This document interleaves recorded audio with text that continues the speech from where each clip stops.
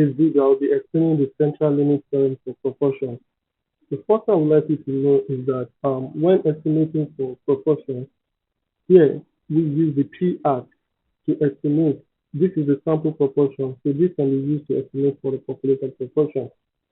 So here, if you want to get the probability, let me make this to the uppercase, that you have your PR is in an interval. So here, we can use the same approach, which is the normal CDS. The normal CDS, you have your lower bound, you have your upper bound, you have your mean, okay, which is the same thing as the mean of your PR, comma, sigma of your PR. So statistically speaking, your sigma of PR, the sigma of PR is the same thing as the square root of P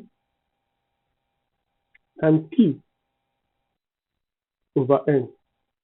Okay, you can use this to represent the proportion. Yeah, so from here now, we can proceed by solving this question that says that a recent survey by the National Tea Association found that 58% of adults.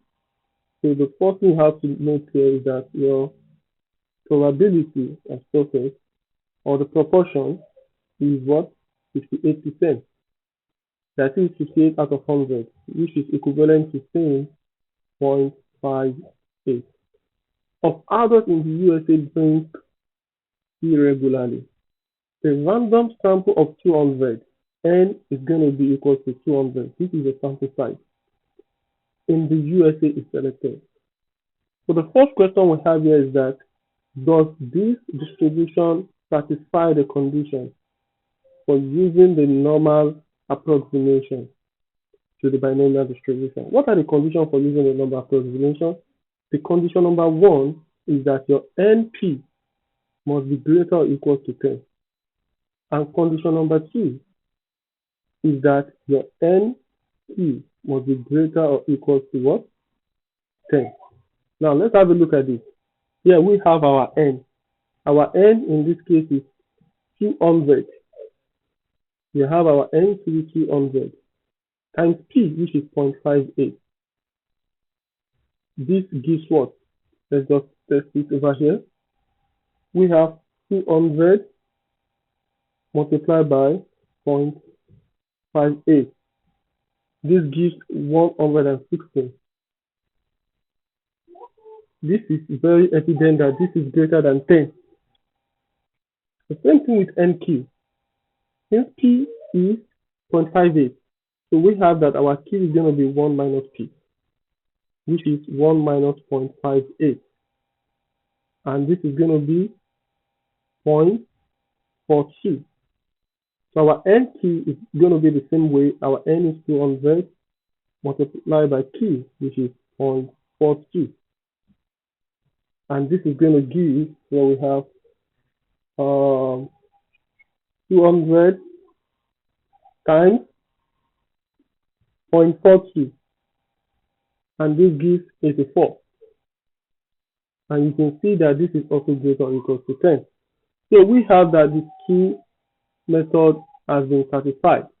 So we can proceed to use the normal approximation to the binomial distribution. Now looking at the question B, it says compute the mean and the standard deviation of the sampling distribution. Yeah, using the central limit theorem, there's an approximation that mu of our PR is the same thing as the mean.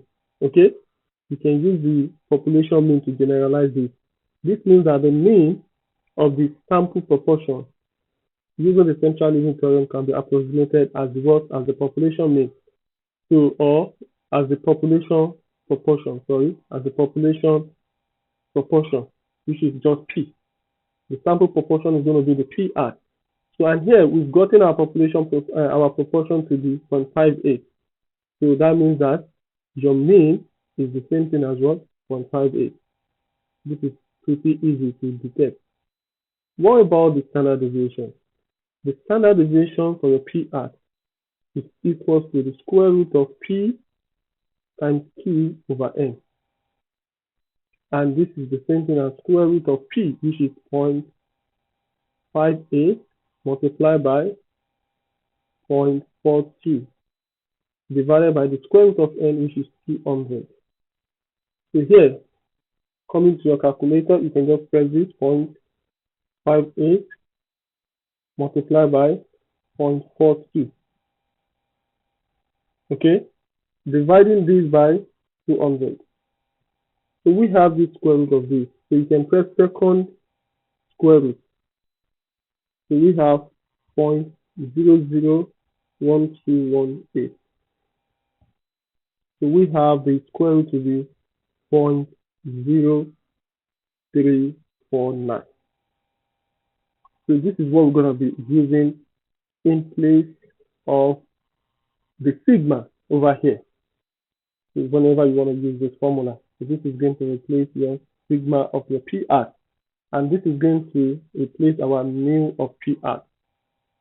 Now, looking at the next question that says, determine the probability that more than 62% of the sample adults drink tea regularly. So this is the proportion we have.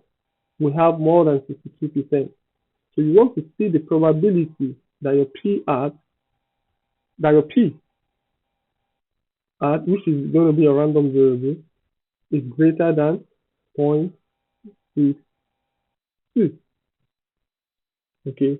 Now, by doing this, here we have that the probability that your p-hat is greater than 0.62. Doing this, we can easily draw the normal distribution curve, but I would advise that you can check my previous video on how to draw the normal distribution curve and how to use it to detect if you are moving to the right or to the left. But here we have the normal CDF. The normal CDF. Using this approach over here, which is a lower bound, if you have a good look at this normal distribution, we have that our population mean is 0.58. So 0.60 is going to be somewhere here. So you are looking at the area to the right, which is greater than. So your lower bound is going to be the 0.62 because we have greater than. So your starting point is going to be 0.62 and your upper bound is going to be infinity. Your mean is going to be 0.58 and your sigma is going to be 0.0349. So this is what we've got. Now, let's plug in this in the calculator. You have your second distribution, then you can come to your normal CDF. So the lower bound is going to be 0.60. The upper bound is going to be 1E99. You can check the previous video on more explanation on this. The mean is going to be 0.58 and the sigma is going to be 0.0349. Okay? So here we can calculate, we can test after this. So the probability that the proportion that we have more than 62% is going to be 0.126 approximately. Okay, or you can say 12.6%. Looking at the last question over here, we have that based on this result, would it be unusual for more than 62% of the sample to drink tea regularly? You know the probability of unusual. If your probability is less than 0.05, so you can say that the probability is unusual. So there's a need for us to show this. So the probability that your p-hat is less than, more than. So we are working on more than. So this should be greater than. Okay, this should be greater than 0.62. We want to see if it is greater than 0.62. So using the same method, we have the normal CDF, we've already calculated this. Yeah. So we are just referring back to this. So we want to compare this with 0.05. So since our answer, our probability that your PR is greater than 0.62 equals to 0.126. And this is greater than 0.05. Hence, we can conclude that it is not unusual. Because unusual is talking about 5%. And here we have like 12.6%, which is greater than 5. So it is not unusual. So the probability is greater than 0.05, or you can say 5%. So this is what we got for proportion. Thank you very much for watching. See you next time.